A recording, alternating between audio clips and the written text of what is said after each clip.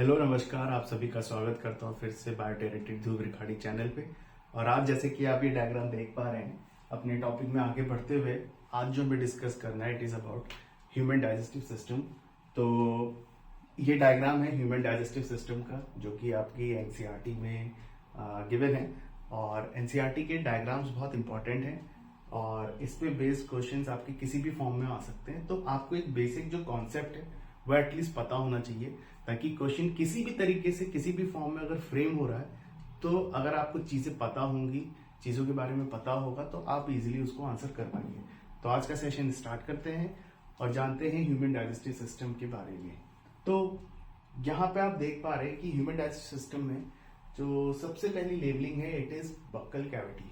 अब देखिए, हम जब फूड कंज्यूम करते हैं तो फूड अपने किस फॉर्म में होता है? कॉम्प्लेक्स फॉर्म में होता है, ठीक है।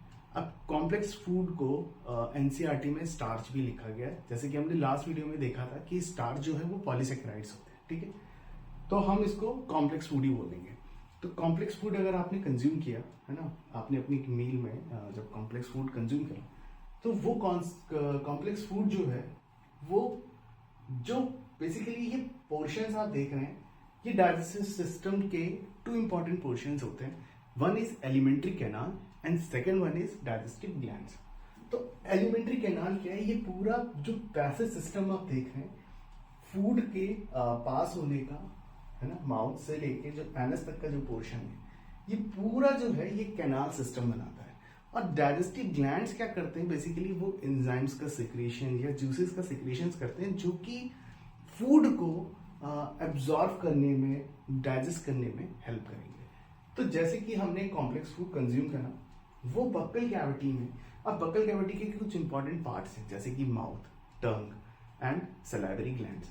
ये बेसिकली क्या करेंगे अलॉन्ग विद द टीथ? ये क्या करेंगे? ये फूड को मैस्टिकेट करेंगे और एक काइम फॉर्म प्रोड्यूस करेंगे। काइम तो मैं यहाँ स्पेल कर देता हूँ, एक काइम प्रोड्यूस करेंगे। अब काइम बेसिकली क्या होता है? एक तरीके से आप कह सकते हो जो फूड है कॉम्प्लेक्स फॉर्म में, वो with the help of tongue, teeth and salivary amylase. Salivary gland से सिक्रीट होने वाले एंजाइम्स हैं जो कि फूड को काइम फॉर्म में कन्वर्ट करेंगे। काइम फॉर्म हम कह सकते हैं एक पार्शियल डाइजेस्टिव फूड है जो कि स्टार्च को ब्रेक करेगा इनटू माल्टोज। माल्टोज क्या होता है? माल्टोज होता है एक सिंपल शुगर जिसको हम डाइसेकेराइड्स कहते हैं, उस फॉर्म में इसको ब्रेक करेगा। तो ये इतना प्रोसेस कहाँ हुआ? हमारे बक्कल कैविटी में, ठीक है। अब टंग जो है, टंग हमारा सबसे मोस्ट मस्कुलर ऑर्गन होता है। और जो टीथ है, टीथ हमारे डिफरेंट शेप स्ट्रक्चर्स के होते हैं जो कि हेल्प करते हैं इस पूरे प्रोसेस को करने में, ठीक। एंड सलाइवरी एमाइलेज क्या है? वो एंजाइम्स हैं जो कि इस पर्टिकुलर कॉम्प्लेक्स फॉर्म को ब्रेक कर रहे हैं इनटू डाइसेकेराइड फॉर्म या माल्टोज के फॉर्म में, या हम उसको काइम भी कहेंगे। अब जो ये पार्शियली डाइजेस्टेड या काइम फॉर्म ऑफ फूड जो है, ये बक्कल कैविटी से थ्रू ईसोफेगस जाएगा कहां? Into the stomach. कैसे जाएगा? जो ईसोफेगस है, इस पर्टिकुलर ईसोफेगस में या फूड पाइप हम इसको सिंपल भाषा में कह सकते हैं, इसमें स्फिंक्टर मसल्स हैं। अब देखिए स्फिंक्टर मसल्स होते क्या है? जैसे कि आप जब बोतल का कैप लगाते हैं या ऑन करते हैं, बोतल को खोलते हैं या बंद करते हैं, तो वो कैप आप एक पर्टिकुलर डायरेक्शन में मूव कर रहे होते हैं, है ना। ऐसा तो नहीं है ना कि आप कैप को पकड़ के ऊपर एकदम पुल कर देंगे, और पुल करेंगे तो वो क्या होगा? वो नहीं निकलेगा बिकॉज ऑफ द लॉकिंग की मैकेनिज्म। तो स्फिंक्टर मसल सिमिलरली यहाँ पे यही करते हैं। जब फूड ईसोफेगस से टुवर्ड्स स्टमक जा रहे होते हैं, तो यहां से जब फूड पास होगा तो एक मूवमेंट होता है, पेरिस्टालिक मूवमेंट। उस मूवमेंट के साथ साथ ये जो स्फिंक्टर मसल्स है, ये बैक फ्लो को रोकती है। जो फूड है वो बैक फ्लो में ना आए, इसको रोकती है sphincter muscles along with the peristaltic movement. अब पेरिस्टालिक मूवमेंट क्या होता है? जैसे कि जिस पर्टिकुलर पोर्शन में हमारा फूड प्रेजेंट है, वहां पे एक स्वेलिंग क्रिएट कर देगा, और रेस्ट जो हमारी कैनाल होगी उसके आगे पीछे की, वो कॉन्स्ट्रिक्ट फॉर्म में होगी। सो फिर जब फूड पार्टिकल यहां पर आएगा तो ये वाला पर्टिकुलर रीजन जो है ये स्वेल कर जाएगा और ये वाला पोर्शन जो है ये कैसा हो जाएगा, हमारा कॉन्स्ट्रिक्ट हो जाएगा। तो कुछ इस तरीके की मैकेनिज्म होती है पेरिस्टालिक मूवमेंट, ठीक है। अब फूड हमारा थ्रू इसोफेगस जब स्टमक में आ गया, स्टमक लाइनिंग से सिक्रीट होते हैं गैस्ट्रिक जूसेस। गैस्ट्रिक जूसेस में जो सबसे इंपॉर्टेंट जूस है वो है हाइड्रोक्लोरिक एसिड, या हम उसको पेप्सिन भी बोलते हैं।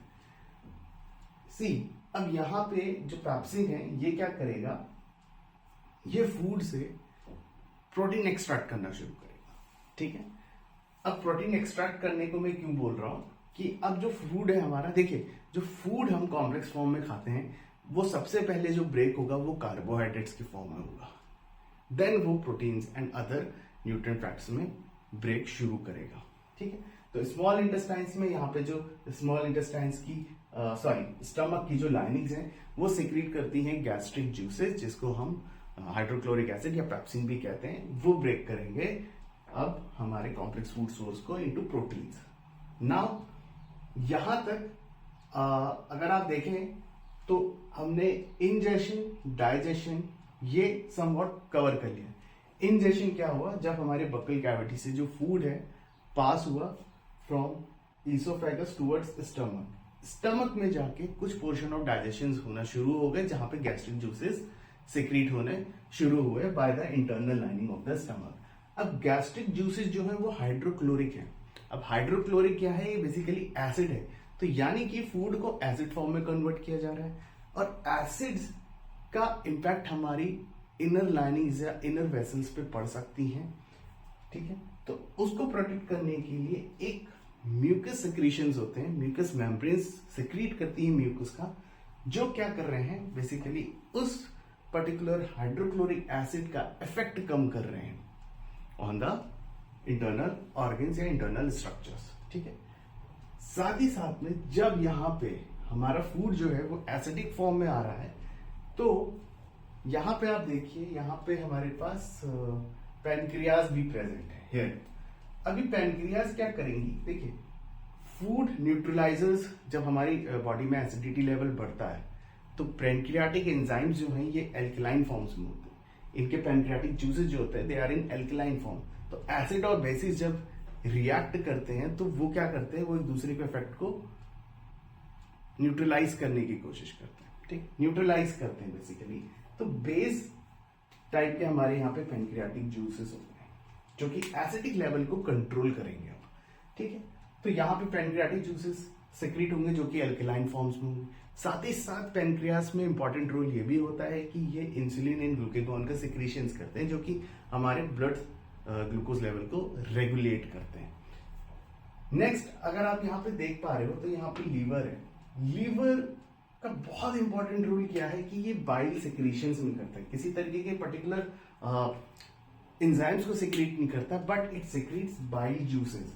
बाइल जूस का काम क्या होता है कि हमारी बॉडी में जो भी फैट हम कंज्यूम करते हैं तो फैट जो है वो अपने लार्ज ग्लोब्यूल्स के फॉर्म में होते हैं और लार्ज ग्लोब्यूल्स के फॉर्म में अगर वो बॉडी में रह जाएंगे तो वो एंजाइम्स के इफेक्ट को, एंजाइम्स की एक्टिविटी को, मैकेनिज्म्स को स्लो कर सकते हैं।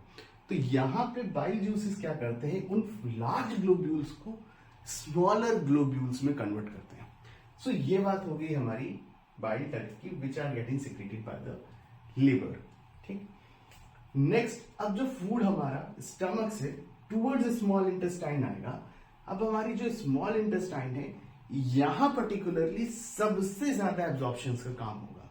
सबसे ज्यादा एब्जॉर्प्शन का काम हमारी बॉडी में होता है इन स्मॉल इंटेस्टाइन।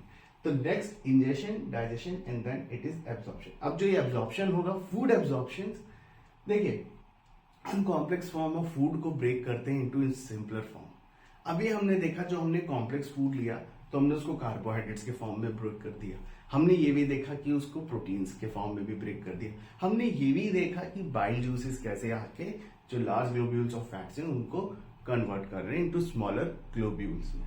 अब स्मॉल इंटेस्टाइन क्या करेगा, फर्दर एब्जॉर्प्शन के काम करेगा। एब्जॉर्प्शन मतलब क्या होगा, जो भी अब हमने कॉम्प्लेक्स फूड लिया है इस पर्टिकुलर प्रोटीन्स, कार्बोहाइड्रेट्स, फैट्स को और सिंपलेस्ट फॉर्म में जाके ब्रेक करेगा और थ्रू इट्स ब्लड वेसल्स, क्योंकि यहाँ पे जो स्मॉल इंटेस्टाइन है ये फिंगर लाइक प्रोजेक्शंस के शेप में होते हैं जिसको माइक्रोविली पे बोलते हैं।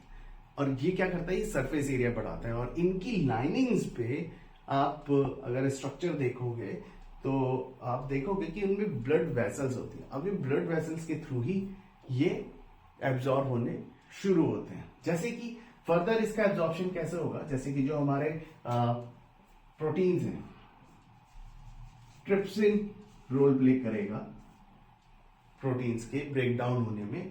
किसमें ट्रिप्सिन किसमें करेगा, प्रोटीन से अमीनो एसिड्स में, क्योंकि प्रोटीन्स के बिल्डिंग ब्लॉक्स कौन है, अमीनो एसिड्स। कार्बोहाइड्रेट्स को फर्दर डाइसेक्राइड से मोनोसेक्राइड्स में ब्रेक करेगा। लिपिड्स एंड फैट्स को with the help of lipase enzymes it will break down into further smaller units.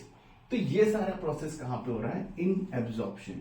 Absorption कहां हो रहा है, स्मॉल इंटेस्टाइन में, जहां पर हमारा मैक्सिमम अमाउंट ऑफ जो हमारा कॉम्प्लेक्स फूड है it start getting absorb into the body.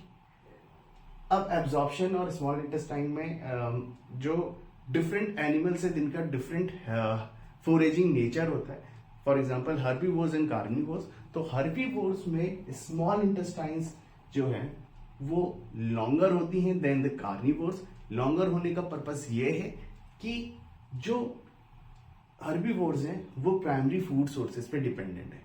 Primary food resources हमारे क्या होते हैं, प्लांट्स होते हैं। एंड प्लांट्स को हमें पता है कि उनकी एक और लेयर होती है ओवर द प्लाज्मा मेम्ब्रेन जिसको हम सेल वॉल बोलते हैं। It is made up of cellulose.